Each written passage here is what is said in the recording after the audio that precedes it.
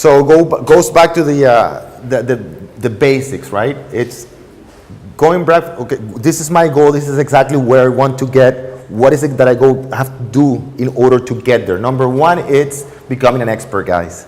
Because a lot of people say, well, but that person or Oscar has this house because he has the connections, the contacts. The reality is that every single businessman, entrepreneur that has money knows many, many, many agents. So it's not about the connection, all right? The connection might get you in the door, but that's pretty much about it, all right?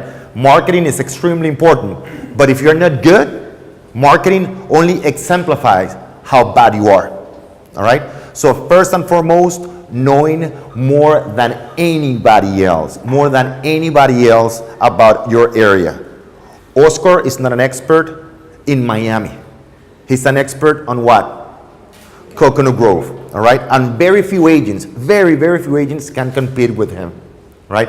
Once you become an expert, now you have the confidence to go and talk to those multi-million-dollar clients, all right? Most people say, I want the 5, the 7, the $2 million listings. The reality is that if I sit most agents in front of a $2 million client, they will freeze to death, all right? So number one is having the knowledge. Then is packaging that knowledge, because selling is not an event. It's not that you met somebody. Think about yourself, even if it is not a multi-million-dollar listing, $200,000 listing. Think about any client that you had in the past. None of them, I guarantee you, none of them just met you and did a transaction with you, right? It was a process. So especially with the high-end listings, it's showing the owner how much you know about the area. Stop talking about yourself, start showing what you know. And then use that information, that knowledge, to do all your marketing. So it's online, offline, and then it's constant repetition and frequency in front of the same people. How often do you position yourself in front of the Coconut Grove target?